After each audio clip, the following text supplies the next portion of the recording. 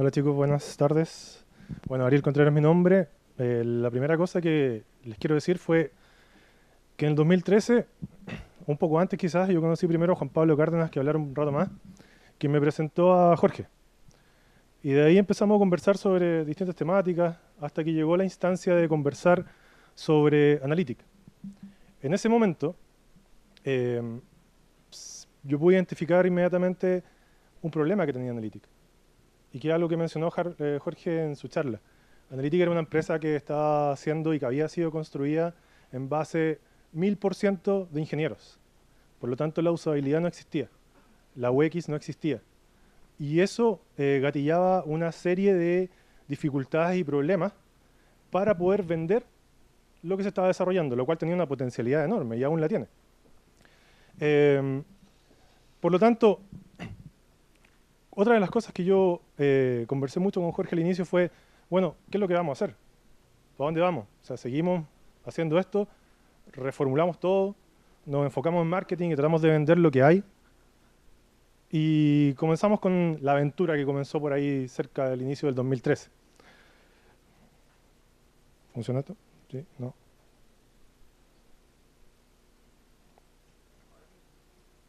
Esa era la idea de Jorge cuando partió con Analytic. Algo bonito, tierno, que la gente lo amara.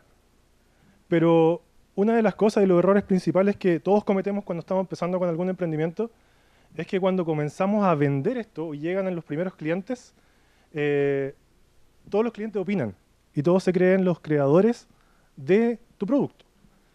Y así como te dicen, bueno, mira, en realidad esto debería tener un botón acá, o ¿por qué no hacía esta funcionalidad?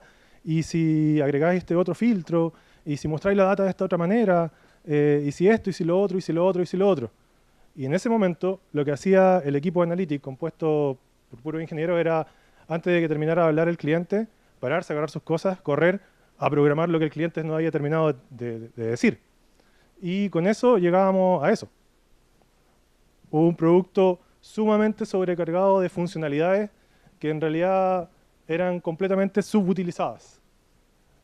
Entonces, lo que en el mes uno era bonito como Gizmo, se convertía en esto. Y eso es lo que se llama feature creep, que está lleno de funcionalidades que no son utilizadas, un producto que corre el riesgo de que nadie lo quiera, de que no necesariamente tenga ni cumpla la función de lo que tu target o tu público objetivo necesita. Entonces, desde ese momento partió eso. El desafío que me planteaba a mí era descubrir todo aquello que los usuarios le asignan a un valor de un producto como los que hace Analytics, que son software o aplicaciones web que están pensadas para análisis de datos de redes sociales, social listening, social analytics, etc. Bueno, cuando comenzamos con esto, esta investigación fue lenta, ardua, de muchas conversaciones. En ese tiempo Juan Pablo Cárdenas trabajaba en Analytics, tuvimos grandes charlas con él.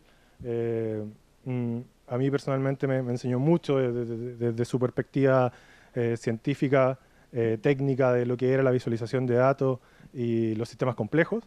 Y en base a eso, las distintas entrevistas con clientes siempre se estaban enfocando en descubrir cuáles eran las necesidades, cuál era el producto final que, en definitiva, debían entregar estas personas a sus respectivos clientes, tanto externos como internos. ¿Ya? Y dentro de toda esta investigación surge esa frase, que está súper manoseada por todos lados. Ustedes ponen esto en internet y hay como chorro mil fuentes diversas que dicen que los datos son el nuevo petróleo, o la big data es el nuevo petróleo. Y básicamente sí, o sea, actualmente tenemos datos en todos lados. Nosotros mismos estamos produciendo datos a través de un video, de un tweet, de una queja en reclamos.cl, de un sitio web, etcétera. Y todo eso está quedando registrado. Básicamente los datos ahora, hoy por hoy, se han convertido en un commodity, ¿cierto? Ahí están recursos, tómalos, analízalos, ocúpalo para business intelligence, inteligencia de negocio o lo que sea. Pero junto con esta investigación yo por ahí empecé a descubrir a muchas personas que hablan de esto y entre ellos estaba David McCandless, que es un inglés, que es un periodista que después empezó a hablar y se autoformó como diseñador de información como una persona que básicamente hace que la información sea hermosa y entendible. Y él dice que en realidad la data no es el nuevo petróleo, para él es una nueva tierra fértil. Y en realidad eso a mí me hace mucho sentido, porque, como les decía, nosotros tenemos smartphone, tablet, en fin, todos los dispositivos que ya conocemos y producimos decenas de megas, de teras, de gigas de datos a la semana, al mes, al día, etc. Y consumimos mucho. Entonces, tenemos un nuevo campo minado de datos que puede ser perfectamente tierra fértil para ser muy creativos con respecto a la visualización de innumerables cantidades de aplicaciones y de datos que andan dando vueltas por Internet de forma gratuita. Entonces, el desafío es encontrar cuáles son las diversas preocupaciones o problemas que tienen algunos públicos objetivos, ir a buscar esta data y poder hacerla visible y útil para los distintos propósitos de cada uno de los potenciales clientes. ¿Ya? Miren, este gráfico de acá muestra es muy simple, es un gráfico de volumen por minuto, en donde está mostrando un comportamiento de un grupo de personas en Twitter. Son datos exclusivamente extraídos desde Twitter. En donde se ven 3, 4 pics muy altos y muy potentes. Uno podría pensar, bueno, ¿qué me dice eso? Como les digo, esto es comportamiento. Estos datos de acá pertenecen a la semifinal que jugó Chile con Colombia, en el partido eterno. Entonces, ya se pueden imaginar que los 2 primeros pics corresponden a los goles, que fueron muy sucesivos. Y el tercer pick es el final del primer tiempo. Esa baja de menciones por minuto corresponde al eterno medio tiempo que tuvo ese partido y termina obviamente con ya el pick de la finalización del partido. Y el minuto en donde más menciones o tweets se generaron fue para el segundo gol, y eso fue porque nosotros básicamente no alcanzamos a terminar de tuitear el primer gol cuando ya hicieron el segundo. Entonces este tipo de datos que son muy sencillos, gráficos muy sencillos, para visualizarlos, no así para hacerlos, nos indican comportamiento de las personas. Y esta data puede ser muy útil para distintos propósitos. Ahora, una cosa es la dificultad que implica lograr hacer esta visualización, hacer un simple gráfico de línea que me muestre una cantidad de menciones, un volumen de menciones, y eso tiene distintos niveles de dificultad, más fácil, más difícil, los ingenieros saben, a algunos les cuesta más, otros menos, otros están aprendiendo, etc. Pero lo principal son las decisiones de diseño que hacen que todos estos datos sean entendibles para las personas. Y esto es un criterio, o sea, básicamente un factor muy crítico en todo lo que nosotros hacemos. Piensen en lo siguiente, un Excel lleno de nombres y números de teléfono es súper difícil de leer. Son datos, columnas y filas de datos que mi ojo no es capaz de percibir completamente. Pero cuando yo agarro mi teléfono, abro la aplicación de contactos, están bellos, ordenados, con espacio entre los nombres. Cada una de las celdas está muy bien pensada. Eso está acompañado de una foto del perfil de la persona. Entonces, yo perfectamente puedo ver la cara de la persona. Si no recuerdo el nombre o no asocio, puedo asociar ya sea por el texto o por la foto. Entonces, básicamente es lo mismo. Es una tabla de Excel, pero con una jerarquía, unas decisiones de diseño que están muy bien tomadas para que eso sea entendible. Y aquí me voy a detener un poquito para contar una de las cosas que yo he descubierto que me han sorprendido mucho en el último mes. Yo tengo un niñito chiquitito que actualmente tiene 1 año y 5 meses, y este cabro chico, que es un demonio Tasmania, usa el teléfono mejor que yo. ¿Cómo lo va a usar mejor que yo si no sabe leer? Bueno, precisamente porque el lenguaje visual está tan bien diseñado en algunos dispositivos que permiten que personitas chiquititas que aún no saben hablar asocien esta información visual a resultantes o a contenidos que ellos buscan. Entonces, ¿qué es lo que hace Tomás? Agarra mi teléfono, lo desbloquea con el slide, después hace slide sobre el mismo teléfono para buscar el icono de YouTube, lo abre, busca su programa favorito Peppa Pig, presiona sobre el monito y ve monitos. Y yo no le enseñé, él solamente lo captó de su propio proceso de observación. Y eso para mí es fantástico y fabuloso desde el punto de vista de lo bien, de que cuando una interfaz y un sistema está muy bien diseñado, es muy fácil de entender y de digerir por las personas. Tenemos que considerar esta cosa. Nuestro cerebro procesa millones y millones de bytes, pero somos capaces solamente de captar menos del 1%. Entonces, cuando nos enfrentamos a un mundo lleno de información por todos lados, tenemos que ser capaces de jerarquizar y de entregar la información jerarquizada de acuerdo a las necesidades o a la importancia que le da a la persona que va a usar esta data.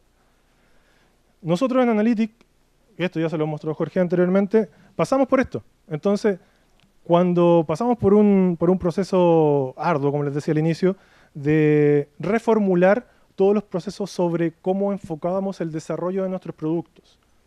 Y cuando establecimos una cierta metodología, que aún no está completamente cerrada ni definida, nosotros fuimos puliendo ciertas cosas, y entre ellas fue cómo íbamos recopilando y recabando esos requerimientos desde los clientes. Pero esta vez ya no corríamos directamente al computador a programarlo, sino que nos tomábamos nuestro tiempo, lo analizábamos, íbamos a conversar con muchos otros clientes, cotejábamos los resultados y decíamos, bueno, estamos haciendo un producto o una serie de productos que son de uso masivo. Entonces no podemos, porque al cliente de acá se le antojó que tuviera una funcionalidad X, dársela gratuitamente para que todo el resto de las otras personas lo usara, sino que tenemos que ser capaces de jerarquizar esa lista de peticiones y decir, bueno, estas son las más importantes porque son las que cumplen más con todo el espectro de público, los targets a los cuales estamos enfocándonos. Es así como nació Octosync, que fue el segundo producto de Analytics, segundo, después de haber tenido solo uno por muchos años. Y este es un sistema muy pequeñito que se centra en Social Analytics o analítica de los datos que son generados por distintas cuentas sociales. O sea, un perfil de Twitter, un perfil de Instagram, un perfil de Facebook va generando información o publicaciones, el sistema las recoge y las va analizando en función de la hora de la publicación, cuánta interacción tuvo, y te va dando distinta información útil como a qué hora es mejor postear, cuáles fueron las mejores publicaciones en función del engagement, de la interacción, etc. Son datos muy pequeños, una aplicación chiquita, pero que es muy útil y está centrado, su desarrollo fue centrado en hacer de la data algo muy fácil de digerir. Entonces puede verse muy básica, pero muy útil. Hay muchos clientes que en realidad les gusta un montón, y siempre, obviamente, siempre van a recibir, y nos seguimos recibiendo nosotros, ideas tras otras, pero nosotros tenemos que ir de acuerdo a nuestros tiempos, de acuerdo a nuestro roadmap o objetivo, priorizando qué es lo que se hace primero y qué es lo que se hace después. Bueno, hay otra pantalla de lo mismo. Cuando nosotros hablamos del lenguaje visual, tenemos que salirnos de las mentes ingenieriles de datos y pasarnos un poquito a la otra vereda, la del arte, o relacionada a él. Y decir, bueno, nosotros, seres humanos, uno de nuestros principales sentidos y el que procesa la información más rápido es la vista. Y la vista vive de formas, de colores y de patrones. Esos tres elementos son fundamentales a la hora de poder visualizar datos o hacer interfaces o hacer cualquier tipo de producto que le facilite la vida en algún porcentaje a los usuarios a los cuales nosotros nos estamos enfocando. ¿Ya? Entonces, si nosotros tenemos en cuenta algunos factores como los que están aquí vagamente presentados, vamos a poder tener las herramientas para contar mejores historias, para poder visualizar mejor la información y para, en definitiva, entregar un mejor producto y un mejor servicio. Entonces, siempre consideren el color, la orientación de los objetos, los distintos elementos que nosotros podemos encontrar dentro de la data con la cual estamos trabajando, las posiciones, la escala, la forma, los tonos, etc. Son un montón de variables que están muy alejadas de los procesos mentales de ingeniero, pero que no deberían estarlo. Y eso es fundamental cuando nosotros estamos aprendiendo. Yo, de profesión, pasé por ingeniería, pero no la terminé. Estudié diseño y lo terminé. Después me metí un magíster de negocio. Pero finalmente toda esa amalgama de cosas me ha servido un montón a la hora de tener una visión mucho más integral y estratégica sobre para dónde vamos, qué es lo que es necesario. Entonces, no es necesario ir a la U, hacer un magíster, lo que sea. Internet está lleno de esta información. Hay plataformas espectaculares como Platzi que te enseñan todas estas millones de cosas fabulosas disponibles gratis y por pagos básicos como eso en Internet. Hay que aprovechar esa información. De nuevo, mucha más Big Data. Bueno, ¿cómo podemos entonces hacernos una idea de cuánta cantidad de posibles visualizaciones de datos podemos encontrarnos? Son infinitos prácticamente. Hay un montón de formas de visualizar datos y esto va en función de los distintos objetivos que queramos. Entonces aquí les voy a mostrar rápidamente algunos ejemplos. El primero, lamentablemente no tenemos el video, pero imagínense lo que esto se mueve. Esto de acá es data en tiempo real sobre los vientos y las mareas en el planeta, con datos que están siendo extraídos de distintas organizaciones de Estados Unidos. Entonces ustedes pueden rotar este mapa que está basado en una aplicación de Google Maps y pueden ir viendo cómo funcionan los vientos, las mareas, las temperaturas, etc. Y es fabuloso, visualmente es hermoso, es bello, captura la atención del usuario y te entrega información que es muy útil. Entonces uno puede jugar y estar perdido en el espacio, tiempo y espacio, jugando con esto un montón de rato, solo por el simple hecho del placer de estar aquí mirando esto, o porque en realidad tenéis un interés en ver esta data, en entenderla y en poder visualizarla.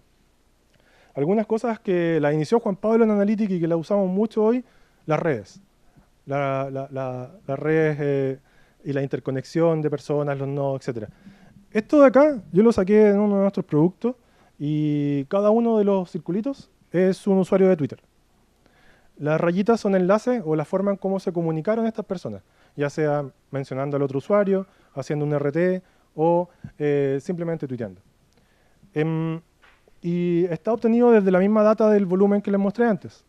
Entonces acá lo que ustedes pueden ver y analizar es cómo toda esta gente que hablaba de la semifinal se interconectaba y se comunicaba entre ellas. ¿Qué información relevante yo puedo obtener desde acá?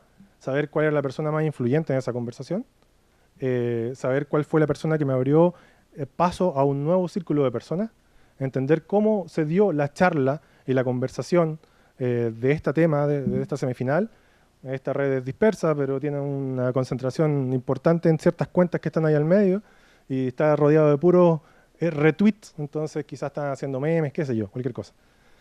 Otra cosa también, que cuando pasamos y mezclamos el lenguaje visual, del cual ya hemos hablado, y pasamos a mezclarlo con el lenguaje mental, que está compuesto de las palabras, de conceptos, de números, nosotros nos podemos encontrar con visualizaciones como estas, en donde tenemos el apartado visual y el apartado de las palabras, la parte semántica.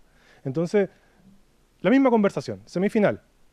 Yo puedo hacer visualizaciones que me hagan un resumen de esos cientos de miles de tweets que fueron generados durante el partido y decirme en una serie de palabras básicamente de qué se habló durante todo el partido.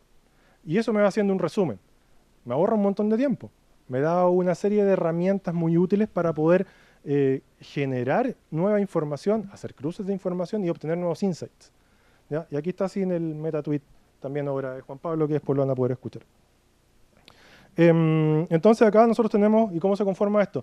Las palabras que se van repitiendo dentro de los mismos tweets, de manera semántica se van asociando y básicamente me va haciendo vínculos con las palabras que fueron más mencionadas en estos tweets, en este caso. ¿Ya? Entonces, cuando ustedes se preguntan, ya entonces, tengo mi proyecto, ¿cómo puedo empezar a enfocar las visualizaciones? ¿Qué gráfico ocupo? Entonces, nosotros podemos recurrir a ciertos diagramas como este, en donde yo puedo decir, bueno, a ver, quiero hacer una gráfica sobre, no sé, relaciones. Y eso, dependiendo de distintas preguntas que ustedes se pueden ir haciendo, van a obtener que pueden hacerlo por un pie, por una línea, por una barra, por una diferenciación de nodo, por un árbol, etc. Este tipo de diagramas son muy útiles cuando estamos un poquito inseguros sobre qué tipo de gráfico es el más apropiado para la información que yo tengo. Entonces, usarlo soluciona muchos problemas. Pero también tenemos que considerar lo siguiente. Preguntas. ¿Qué preguntas? ¿Cuál es el propósito de la visualización?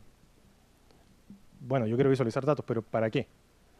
Entonces, si yo me hago esa pregunta, puedo hacerme la siguiente respuesta. Quizás necesito visualizar información que sea explorable o que funcione para explicar algún evento.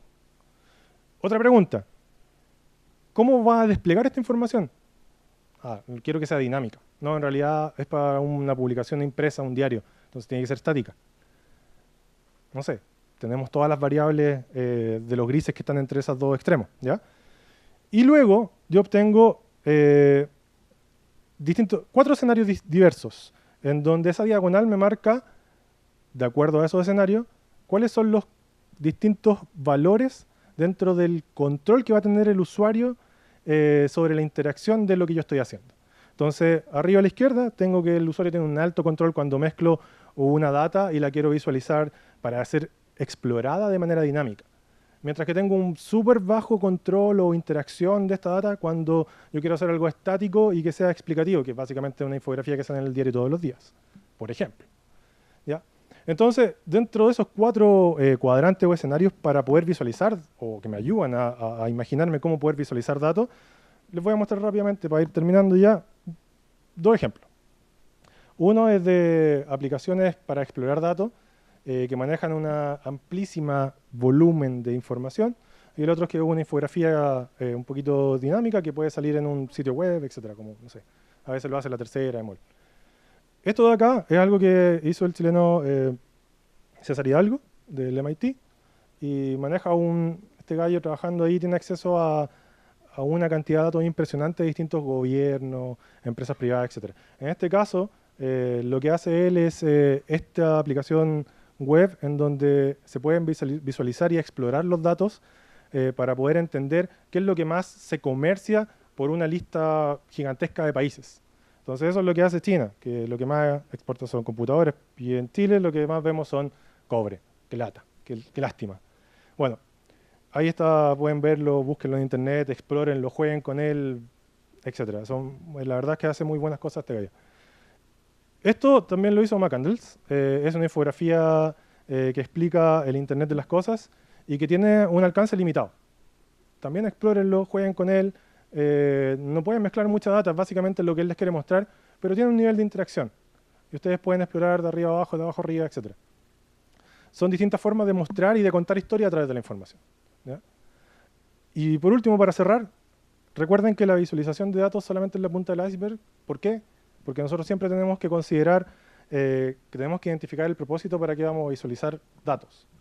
Para qué tipo de usuario vamos a hacer esta visualización, los tipos de datos que vamos a tener para poder construir algo, y por último siempre tenemos que tener considerado y ser conscientes de que tenemos que tomar buenas decisiones de diseño, ya sea para generar nuestra app o para generar cualquier tipo de visualización. Así que eso es lo que le quería contar. Muchas gracias.